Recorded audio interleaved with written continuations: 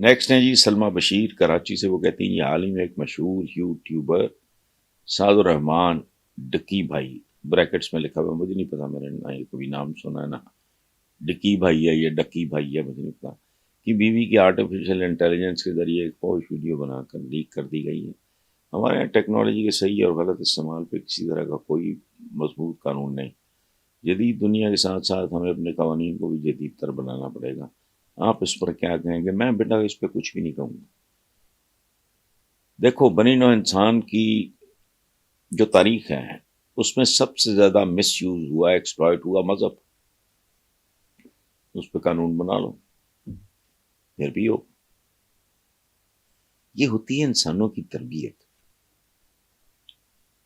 ابھی کوئی 2 بچیاں تھیں, ان کا نکاح پتہ نہیں کروڑوں ڈالرز کا جرمانہ ہوا اور ان کو بچیوں کو پے ہوا. حالانکہ وہ صاحب کہتے ہیں بھی تو اتنے نقابہ پا کے کی اتنے کر رہی ہو بیبیوں, ہمارے کلچر میں نہیں ہے نقاب شاہ, گیٹ لاسٹ. لیکن نہیں, انہوں نے کہا ان کی پرائیویسی مجروح کی ہے. یہ بھی 3-4 دن پہلے پتہ نہیں کتنے $ملین فائن ہوا اتھارٹیز کو کہ ان بچیوں کو پے کر.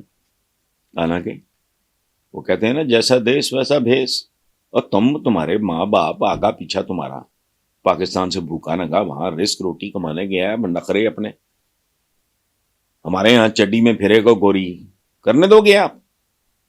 لیکن نہیں, وہ بہتر لوگ, بہتر انسان ہیں. ہم صرف زبان سے یہ رقت طاری ہو گئی, یہ بات ہو رہا ہے, یہ تبلیغ ہو رہی ہے, کبھی بچوں نے, میں بات نہیں کرتا, تو جدید دنیا کے سب یہ کوئی نہیں, کسی بھی چیز کا صحیح اور غلط استعمال. اب کوئی آپ بیٹا خدا کا خوف کرو, 2-2, 4-4, 5-5 سال کے بچے بچیوں کے ساتھ جو ہوتا ہے, تو کیا قانون سازی ہے؟ کیا کر لیا آپ نے؟ قانون میں کہیں لکھا ہے امتحانی مراکز بکیں گے؟ نہیں بکتے ہیں. پولیس کے لوگ جرائم پیشہ لوگوں کے ساتھ مل کے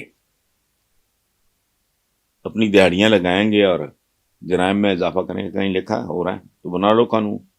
اس ملک میں پہلا کون سا قانون ہے؟ بے غیرتوں کی طرح ابھی کیا کھنیو بھٹو کی پھانسی کے ساتھ تو یوں ہوا تھا, وہ بھٹو تو مر گیا تھا, وہ تو واپس نہیں آیا. یہ تو پھر اس کی ہمت ہے یا اس پہ اللہ کا کرم ہے. لوگ آج بھی کہتے ہیں بھٹو زندہ ہے, ضیاء الحق پہ تو تھوکتا بھی نہیں.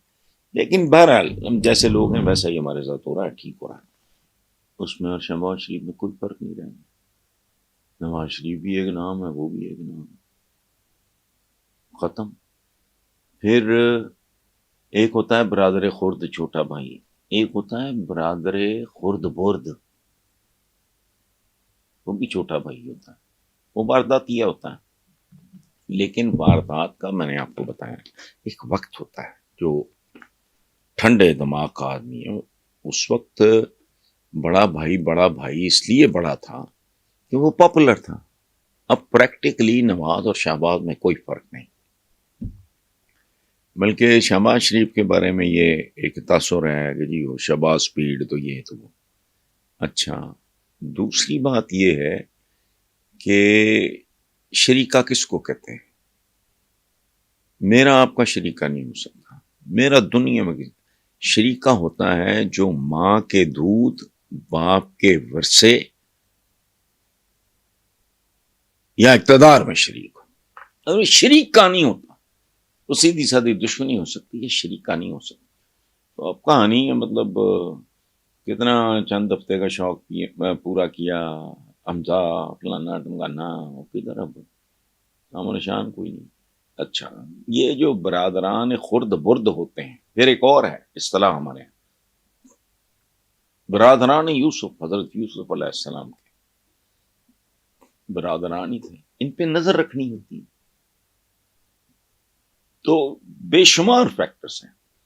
باقی یہ جو آپ کہہ رہے ہیں کہ وزیر خزانہ کے طور پہ ملک کا بیڑا غرق کر گیا, تو اب بھی اگر کر جائے بطور ڈپٹی پرائم منسٹر بھی کر جائے, یہ بطور فارمر, تو کسی کو کیا ہے, رشتہ داری ہے. نون لیگ کوئی پولیٹیکل پارٹی نہیں, وہ بہت ہی بے شرم, بے حیا, ڈھیٹ اور موٹی کھال کے لوگ ہوں گے, بے حس لوگ ہوں گے.